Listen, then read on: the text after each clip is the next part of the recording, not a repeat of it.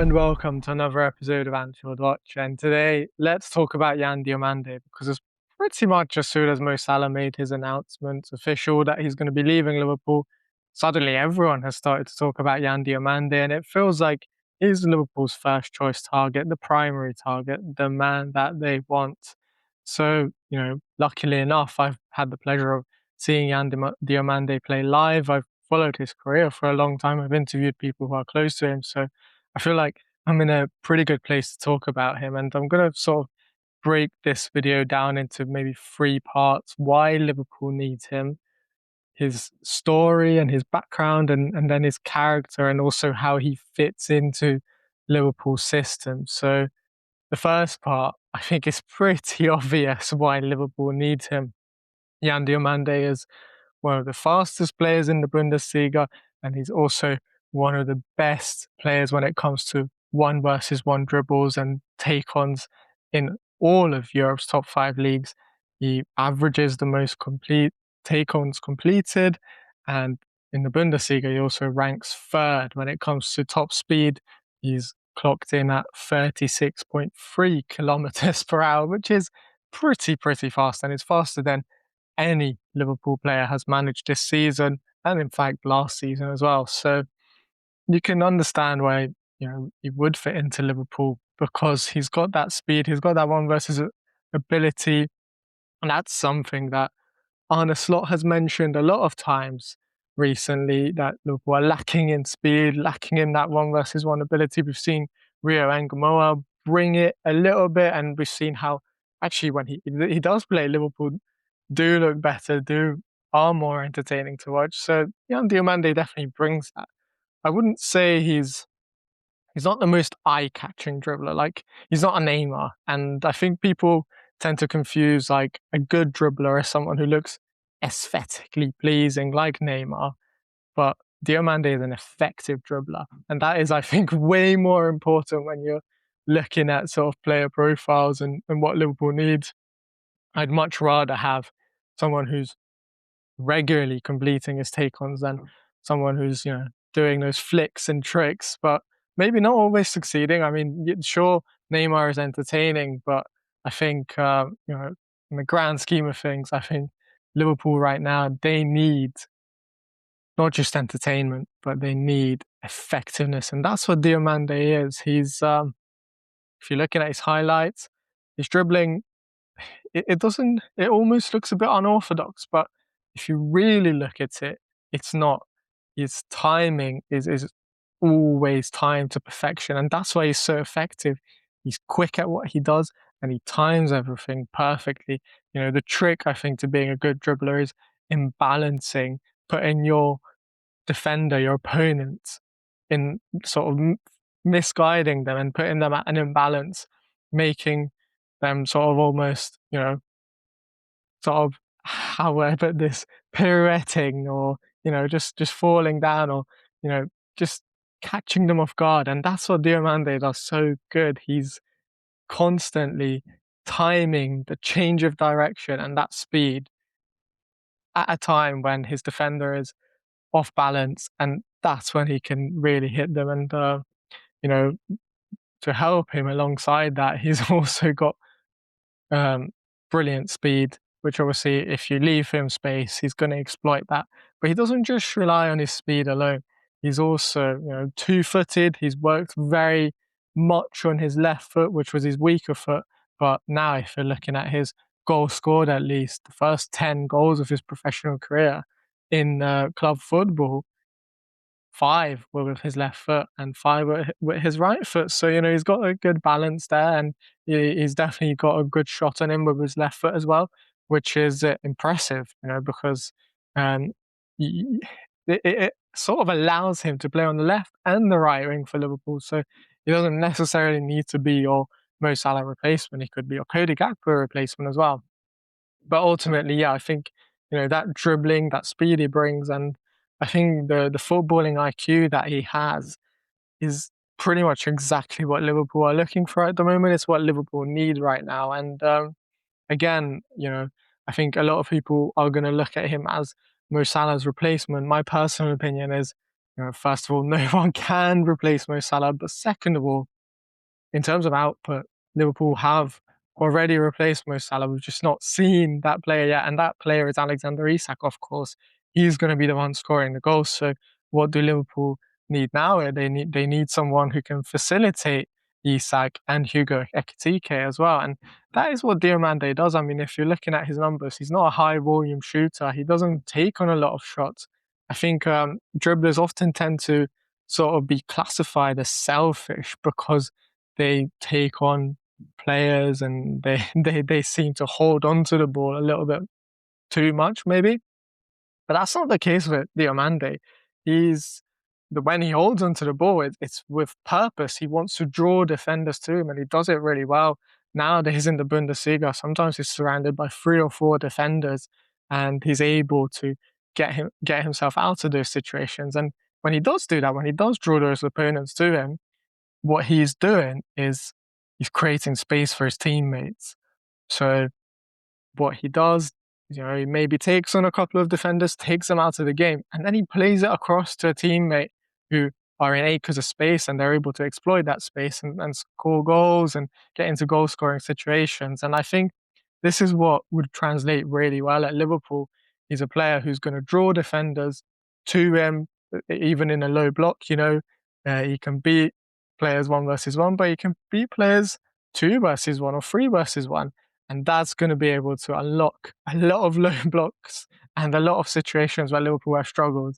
And I think for those reasons, I think that's why Liverpool need him. He's going to be able to create chances for the likes of Isak. He's going to be able to break down or make Liverpool be a lot more unpredictable when it comes to breaking down low blocks. And ultimately, yeah, he's just sort of exactly what Liverpool are missing at the moment and are looking for right now. And then I want to talk a little bit about his character as well, because, we know with Liverpool, they have a sort of strong test when it comes to how they quantify bringing in players who they want to bring in. And it's not just on ability alone. They have to sort of meet the character requirements, the character tests. And let me tell you, everyone I've spoken to has praised Diomande, not only for the way he's off the pitch, but the way he's on it and his footballing IQ. He's very intelligent when it comes to his decision making, but he's also a fighter on the pitch. When I saw him live, it was against Hoffenheim, and literally within the first few minutes, he got an injury to his shoulder, and he went down, but he got back up and he carried on playing and played the first pass to unlock Hoffenheim. He played this little pass into the penalty area. Um, I think it was to, I can't remember, one of the Leipzig midfielders, and he crossed it in, and Leipzig went on to score from that situation. Then a few minutes later, Diomande again played a 1-2 on the edge of the area, and Leipzig went on to score from that. And then he got Leipzig's 4th goal as well with a brilliant assist. All throughout this, by the way, you could tell he was struggling with his shoulder, but he just kept going, kept running, and he just didn't want to come off the pitch. And you could understand why, because he was still making a difference. So this was him at maybe 50% of what his full ability is, and he just kept going and kept playing, and I really admired that. And I think in the end, I think Leipzig sort of held him back from the current international break that we're on because of that injury. So, he might have even aggravated it or made it worse, or you could tell that he wasn't. I mean, he's not ready to play in Ivory Coast friendlies anyway. But in that moment, he did want to play, and they continued playing on for 60 minutes or so. And I think I like that about a player, someone who doesn't want to give up, who was willing to fight, who wants to be on the pitch and who's desperate to be on the pitch. And he also makes a difference as well. So that is really, really admirable. And I think just his journey as well has been so impressive. He started out in the Ivory Coast.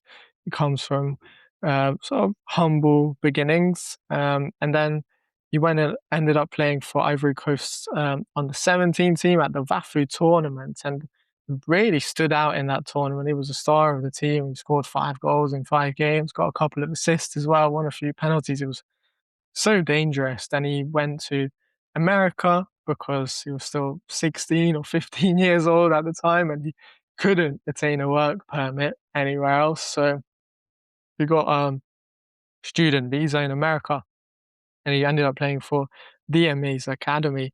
This is an academy that produces a lot of talented African athletes, not just in football but in basketball as well. And spent a couple of years there, just really honing his skills, going on different sorts of trials, including actually at Bournemouth while Richard Hughes was still the sporting director at the club. So you'd imagine maybe Hughes will have already been aware of him, or his recruitment team will have been aware of him, and you'd assume because he went on a trial at Bournemouth, even if it was academy level, Hughes will have known about him to some extent. He might have seen some clips of him.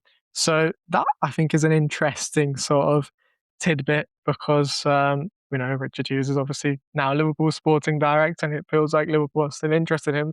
And you'd have to assume maybe Hughes' interest anyway goes a little bit longer than most would think, and it didn't just start at Leganés when Diomande moved there, but maybe even before that. And yeah, that's something to keep in mind. But yeah, back to Diomande. Obviously, he was a star in that DME team. I remember talking to some of their coaches, and they were telling me that there was one pre-season game when their youngsters came up against an MLS first team, senior team in pre-season, and they only lost 4-3 to them. And that was because of Diomande and his brilliant individual efforts that sort of contributed to their success.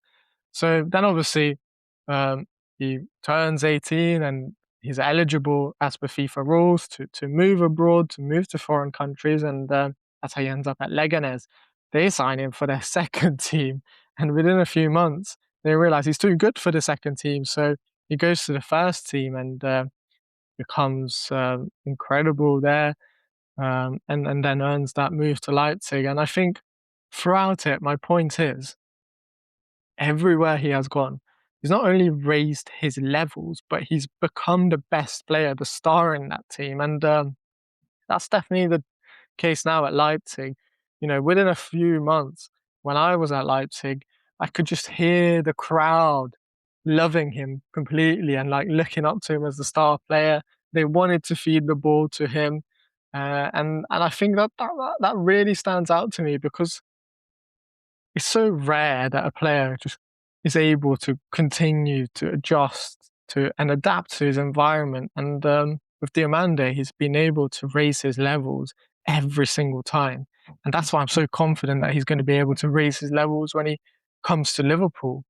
And that sort of brings me into, how do you fit him in and where does he even play? I mean, probably you'd think the obvious choice is coming in to replace Mo Salah on the right wing, and he is very effective on the right wing.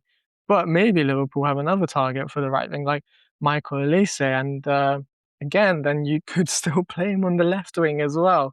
If Liverpool change formations, to be honest with you, I think Diomande's defensive work rate is pressing, especially in the final third, but he also comes back and tracks back a lot. I could even see him playing as a wing back. I mean, that might be a wild scenario. I don't think that's his best position, but I could envision that if, let's say, Liverpool switch to a sort of three at the back with wing backs, Milos Kerkez on the other side. I it wouldn't surprise me. I think he's suited to that role. But ultimately, obviously, his best position, I think, for now is on the right wing. I think he can be very effective on the left wing as well. And I think, everything just, to me anyway, makes it seem like he's the perfect Liverpool player. And, the fact that Hughes has been keeping an eye on him for a long time, it seems, that is interesting. And also the fact that his dad is a massive Liverpool fan. Diomande himself said it would be a dream for him to play at Anfield. So what it just feels like the stars are aligning almost. Salah's and now made his decision. And here comes this potentially generational superstar who not only dreams of playing at Anfield, but who Liverpool sporting director may have an advantage in sort of already knowing before anyone else did anyway. So yeah, that sort of wraps up my video. I think hopefully I was able to enlighten you about, Diomande and what he would bring to Liverpool. But I'm also interested in your thoughts as well. I want to know what you've observed about Diomande, if you've seen him, what you think of my opinions as well, or if there's any other player you could see coming into Liverpool, because it's going to be a really interesting summer, and I'm sure there's a lot of other names as well who Liverpool will be linked with and who they're interested in. But for me, definitely Diomande is the number one target. And then I think Liverpool probably need another winger as well. I would love that to be Michael Olise, and I think that could work with Diomande as well. But let's wait and see. And for now, that's it. If you enjoyed the video, make sure to give it a thumbs up. And as always, subscribe to the YouTube channel as well. Thank you.